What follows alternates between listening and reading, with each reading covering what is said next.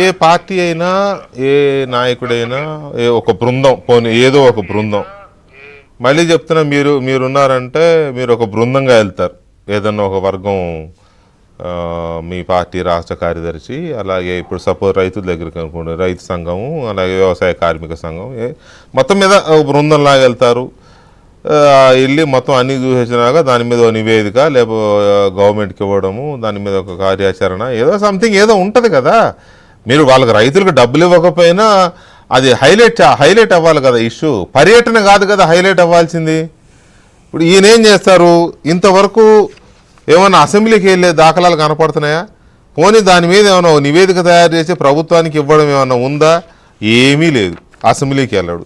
ఇక నువ్వు వెళ్ళి ఏమి లాభం, పర్యటనకి వెళ్ళి ఏమి లాభం? వాళ్ళ సమస్యలు నువ్వు అసెంబ్లీలో చర్చించినప్పుడు, రైతుల కోసం మాట్లాడినప్పుడు నువ్వు వాళ్ళ దగ్గరికి ఏం లేమి లాభం, వాళ్ళు నీ దగ్గరికి వచ్చి ఏమి లాభం? వేస్ట్ కదా, ఫిట్ ఫర్ నథింగ్ అనుకోవాలి. ఇక వెంకటకృష్ణ గారు, సార్ నేను చాలా సీనియర్ నాయకుల యొక్క యాత్రలు కూడా చూశానండి.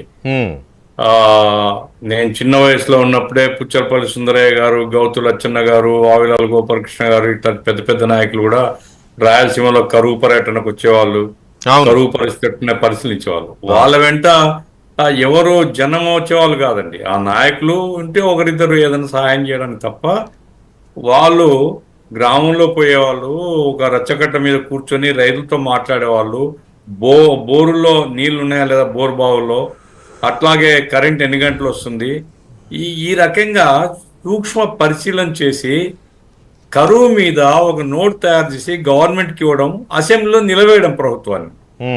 వాళ్ళు ఎందుకంటే ఒక అథెంటిసిటీ ఉంటుంది, మేము పోయి చూసి వచ్చినాము అనేది.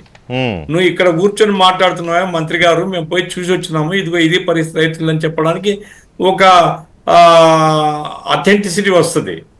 ఇప్పుడు ఆ రకంగా ఏంటంటే పర్యటన, కరువు పర్యటన కావచ్చు, వరద పర్యటన కావచ్చు, తుఫాను వచ్చినప్పుడు సందర్భాల్లో కావచ్చు, లేదా ఇట్లాంటి ఒక ప్రత్యేక రైతుల యొక్క సమస్య మీద కావచ్చు, పర్యటన చేయడం అనేటువంటిది ప్రతిపక్షం యొక్క హక్కు.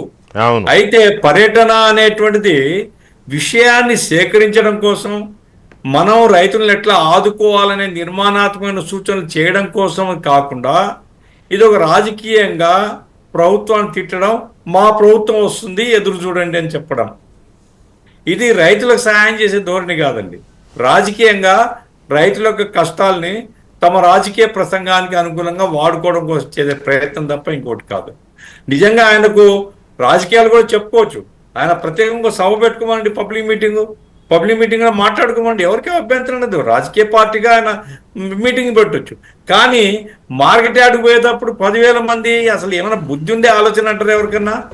ఈయన బయటికి ఎక్కడ పోతే అక్కడ 10,000 మంది ఉండాలా, 50,000 మంది ఉండాలా, 20,000 మంది ఉండాలన్నది మానసిక జబ్బు తప్ప అది నిజంగా ఒక ప్రతిపక్ష నాయకుడిగా చేయాల్సినటువంటి పని కాదు.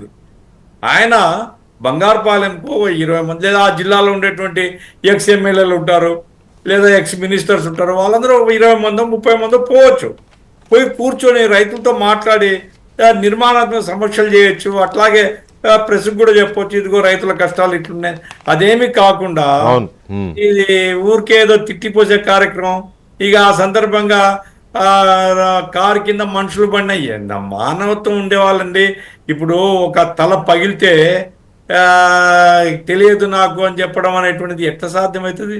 దిగి అతన్ని హాస్పిటల్ చేర్చడమా, లేకుంటే ఎట్లా ఆదుకోవాలా, ఏమిటి? అదేమీ లేదు. ఈ రకమైనటువంటి బాధ్యతారహితమైనటువంటి అరాచక ధోరణి తప్ప ఇంకోటి కాదు. కాబట్టి ఇప్పుడు మామిడి రైతులు కష్టాలు ఉన్నారు. యాక్చువల్గా ఇక్కడ విజయవాడ దగ్గర అండి నున్న ఈ ప్రాంతంలో మామిడి తోటలు చాలా ఎక్కువ ఉన్నాయి. రైతులు చెప్తున్నారు ఏం మిగలలేదని, రైతులు నష్టపోయినారు. ఆ నష్టపోయినటువంటి రైతులకు నువ్వు నిర్మాణ సజెషన్స్ ఇవ్వు గవర్నమెంట్కు, ఎట్లా ఆదుకోవాలి రైతులు అనేది. అట్లాగే గవర్నమెంట్ కూడా నేర్చుకోవాలండి. ప్రతిపక్ష నాయకుడు మిర్చి యార్డుకు పోతే ఆ తర్వాత మిర్చి మీద మాట్లాడడం, పొగాకు దాని మీద పొదిలికి పోతే ఆ తర్వాత గవర్నమెంట్ మాట్లాడడం. ఒక వ్యవసాయ శాఖ మంత్రి ఉన్నాడు, గడ్డి పీకుతుంటాడా? మరి తిరగొచ్చు కదా రాష్ట్రం అంతా. ప్రభుత్వం కూడా మార్కెటింగ్ కు సహాయం చేసేటువంటి ఒక నిధి ఏర్పాటు చేసి, ఎక్కడ రైతులకు కష్టాలు వచ్చినా కానీ రైతులను ఆదుకుంటామనేటువంటి ఒక మెసేజ్ ఇచ్చినారనుకోండి, అవన్నీ ఈ యాత్రలు ఫలప్రదం కావు. కాబట్టి ప్రభుత్వం కూడా ముందు జాగ్రత్తగా మార్కెటింగ్ ఎట్లా సహాయం చేయాలో, రైతులు కష్టాల్లో ఉన్నారండి. రాష్ట్రంలో నిజమే. చాలా పంటలు పండించే రైతులందరూ కష్టాలు ఉన్నారు. రైతులను ఆడుకోసం ప్రభుత్వం సిన్సియర్ గా పనిచేయాలా. వ్యవసాయ శాఖ మంత్రి కానీ లేదా ఇంకా ఎవరైతే బాధ్యులుగా ఉన్నారో ఆ మంత్రులు కానీ ఒక దళంగా పోతారా, ఒంటరిగా పోతారా, పోయి ఎప్పటికప్పుడు పరిస్థితిని సమీక్షించి ముఖ్యమంత్రి గారితో మాట్లాడి సహాయక చర్యలు తీసుకోవాల్సిన బాధ్యత ఇక్కడ ఉంది. అట్లాగే ఆయన ప్రతిపక్ష నాయకుడిగా లిమిటెడ్ తన యొక్క పార్టీ నాయకత్వంతోనో తన శాసనసభ్యులతోనో పోయి రైతులతో నిజంగా ఆ సమస్యలను అధ్యయనం చేసి ప్రభుత్వానికి సూచనలు చేస్తే రైతులకు మంచి జరుగుతుంది. ఇటు గవర్నమెంట్ చేసినా అటు ప్రతిపక్షం చేసినా. అట్లా కాకుండా కేవలం రాజకీయాల కోసమే ఏమంటే నెక్స్ట్ ఎలక్షన్లు మేము రావాలా, నెక్స్ట్ మేము వస్తాం, మేము వచ్చిన తర్వాత చేస్తాం. ఇది ఎక్కడ ధోరణిది? ఇది మానసిక రోగం తప్ప ఇంకోటి కాదు. దీనివల్ల రాష్ట్రంలో మంచి జరగదు. ఇప్పటికైనా సరే ప్రతిపక్షము తన ధోరణి మార్చుకోవాల్సినటువంటి అవసరం ఉంది అనేసి నేను భావిస్తున్నాను. రైట్. భాను ప్రకాష్ రెడ్డి